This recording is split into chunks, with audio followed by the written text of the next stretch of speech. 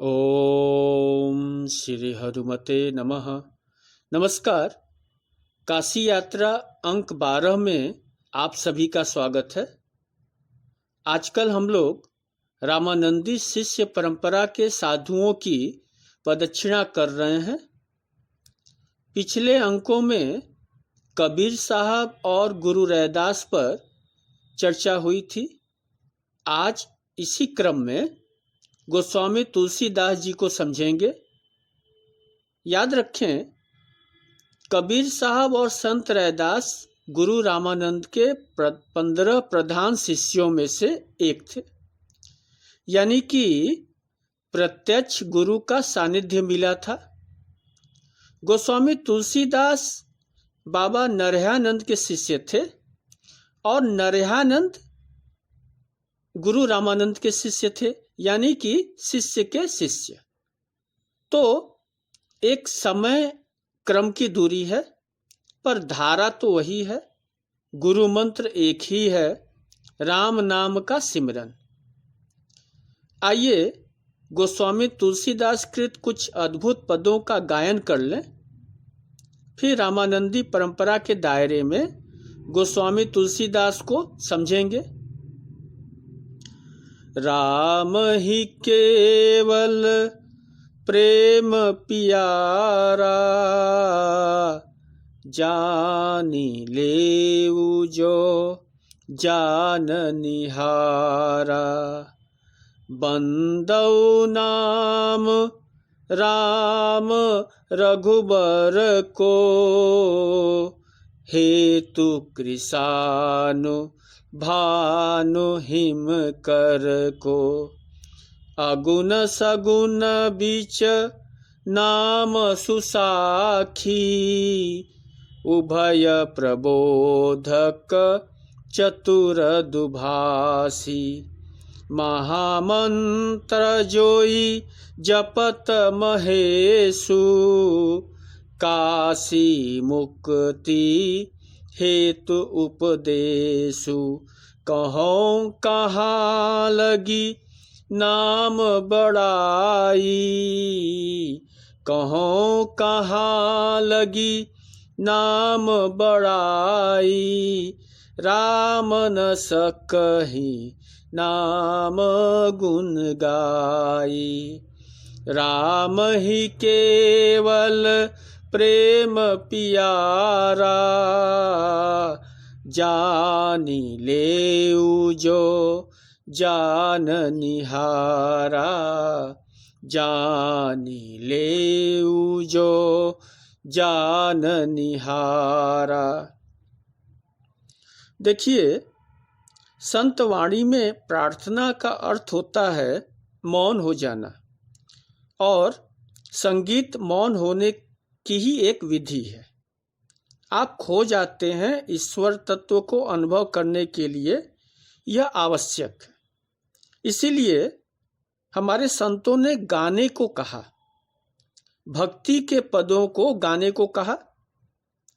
महाभारत के भीष्म पर्व में स्वयं महर्षि वेदव्यास कहते हैं कि गीता सुगीता कर्तव्या किमन्यई शास्त्र विस्तरई, यानी कि गीता को भी सुगीता करने की आवश्यकता है।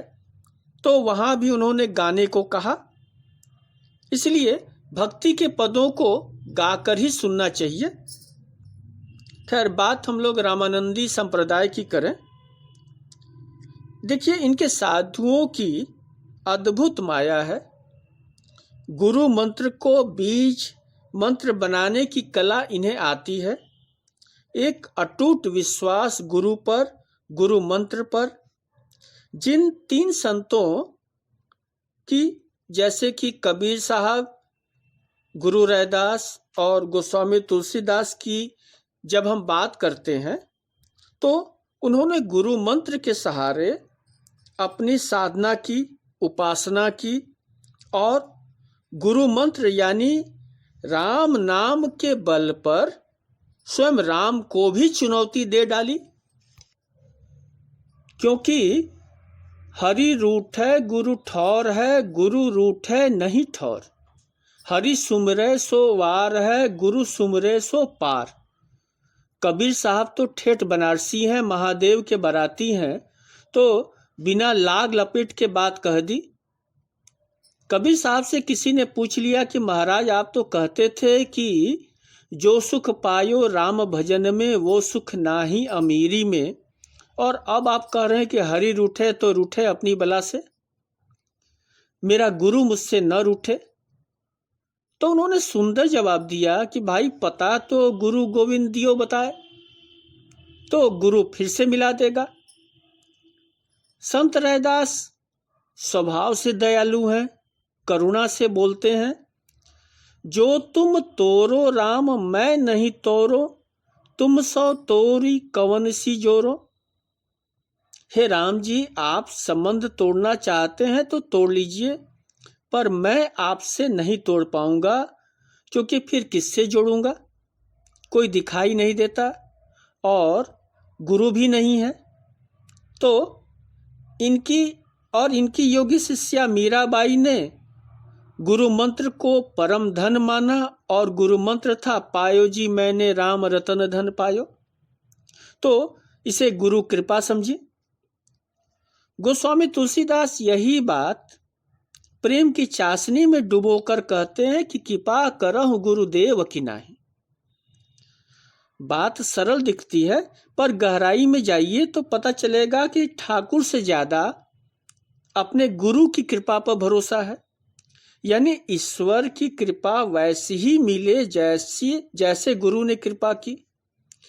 तो गुरु कृपा उच्चतम मापदंड है।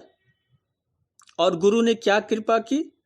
प्रेम से एक मंत्र दे दिया, बोला राम राम जपते रहो। यह संसार तो विष है, हमारे अंदर विष है, हमारे बाहर विष है, कहाँ कहाँ शुद्धि करते रहोगे। तो गुरु ने सोचा इसमें राम जोड़ लो तो यह विष जो है विश्राम बन जाएगा। और देखिए गोस्वामी तुलसीदास परम विश्राम प्राप्त कर पाए।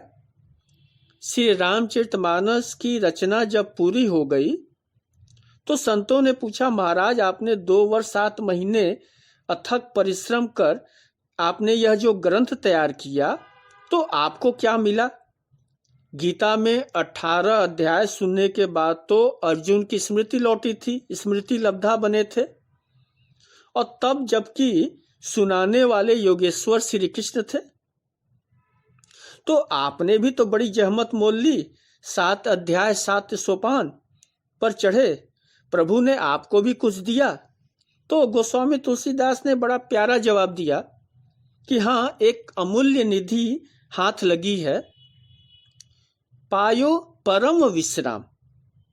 सुंदर सुजान कृपा निधान, अनाथ पर कर प्रीति जो, सोए राम अकाम हित, निर्वाण पद सम आनिको। मुझ पर प्रभु की कृपा हुई, एक अनाथ पर कृपा हुई, और उस कृपा से क्या हुआ? तो जाकी कृपा लवलेश से, मतिमंद तुलसीदास हो, पायो परम विश्राम, राम समान प्रभु नहीं कहो। यानी कि मुझे परम विश्राम मिला, और यह सब प्रभु राम की कृपा से संभव हुआ। तो यह परम विश्राम ही भक्ति सार है। गोस्वामी तुलसीदास भाव को महत्व देते हैं। कर्मकांड, पूजा, यज्ञ, हवन का निषेध तो नहीं करते, पर राम ही केवल प्रेम प्यारा के भाव पर अडिग रहते हैं। उन्हें भरोसा है अपने गुरु पर, और इस भरोसे के बल पर उनका दृढ़ निश्चय है कि राम मिलेंगे। अब कैसे मिलेंगे? तो प्रेम के भाव से, समर्पण के भाव से, शरणागति के भाव से, अपने अहम के परित्याग से। देखिए यह जगत तो ठीक है, अपनी जगह ठीक है, इस जगत में हमें प्रेम भी है, पर यह प्रेम मेरेपन को लेकर है, सशर्त है। माता पिता, पति पत्नी, पुत्र पुत्री, भाई बहन, देश समाज, राष्ट्र, सबसे प्रेम है, लेकिन इसमें कहीं न कहीं कोई संबंध जुड़ा हुआ है, अकारण नहीं है। तो गोस्वामी तुलसीदास कहते हैं कि संबंधों के सहारे तो तुम्हें प्रेम करने की आदत है ही, तो एक संबंध जगत के माता पिता से भी जोड़ लो, कोई नाता जोड़ लो। तो ही मोहि नाते अनेक मानिए जो भावे, ज्यों त्यों तुलसी कृपालु चरण शरण पावे। तो अनेक नाते हैं, कोई एक नाता तो जोड़ लो। एक नाता प्रभु से जोड़ लेने की बात बार बार कहते हैं।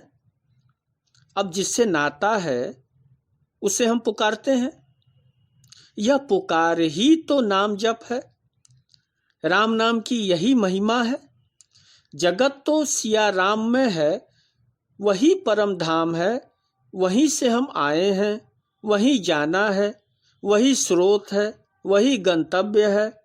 इसीलिए निरंतर निरंतर राम नाम जपने की बात हमारे गोस्वामी तुलसीदास महाराज करते हैं, और वे छूट भी देते हैं कि भाय कुभाय अनक अलसाहू, भाय कुभाय अनक अलसाहू, नाम जपत मंगल दिसि दसहु। कि पुकारते रहो, चाहे भाव से, कुभाव से, क्रोध से, आलस से, किसी तरह बस पुकारते रहो, स्मरण करते रहो, तुम्हारा मंगल हो जाएगा। सगुण निर्गुण जिस रूप में सुविधा लगे, या तो नाम पकड़ लो या रूप पकड़ लो, पर कुछ पकड़ो, सोचते मत रहो। और शुद्धता या सुविधा तो यही है कि राम नाम जैसी सरल साधना मिल जाए, इससे सरल साधना और कहाँ। संतों ने तो देखिए नाम के आगे कुछ भी विशेषण लगाने को मना किया है। इसे 10 नामा अपराध में एक माना है, क्योंकि नाम अपने आप में पर्याप्त होता है, नामी को वह चित्रित कर देता है, तो यह पर्याप्त है, इसमें और उपमा लगाने की क्या आवश्यकता। गोस्वामी तुलसीदास महाराज ने नाम जप को सभी साधनों में उत्तम कहा, कहने में सरल, और यह आप प्रमाणित भी कर सकते हैं। आप किसी भाषा वैज्ञानिक से पूछ लीजिए, या पूछिए क्यों, स्वयं भी प्रयोग कर लीजिए कि हिंदी वर्ण में प्रत्येक वर्ण का पहला, तीसरा और 5वां वर्ण अल्प प्राण है, यानी कि उसे बोलने में कम श्वास खर्च करने पड़ते हैं। द्वितीय एवं चौथा वर्ण महाप्राण है, जैसे ख, घ, छ, झ, ठ, ढ, ध, थ, द इत्यादि। उसी तरह य, र, ल, व भी अल्प प्राण है। उसके पश्चात महाप्राण ध्वनियां हैं। तो 2 अल्प प्राण ध्वनियों से बना है राम, यानी कि बोलने में बहुत ही कम श्रम लगता है। तो राम नाम कहने में सरल, समझने में सरल, और लाभ ऐसा कि काशी मुक्ति हेतु उपदेशु, यानी यह मुक्ति का द्वार है, परम विश्राम देने वाला है। सवाल फिर से एक बार, भरोसे का, विश्वास का। तो अति संक्षिप्त रूप में रामानंदी संप्रदाय के 3 संतों की परिक्रमा हम लोग ने की। देखिए, वैष्णव के कुल 52 द्वार माने गए हैं, द्वारे, गुरुद्वारा जिसे हम आप दूसरे शब्दों में कह सकते हैं। तो वैष्णवों के कुल 52 द्वारे हैं, जिसमें से 36 द्वारे जो हैं वो सिर्फ रामानंदी संप्रदाय के हैं। अब आप इससे समझ सकते हैं कि इस उदार संप्रदाय ने कितनी जन स्वीकृति हासिल की। वर्तमान में भी यह संप्रदाय भारत के लगभग हर एक प्रांत में, विशेषकर उत्तर भारत के तो कोने कोने में फैला हुआ है।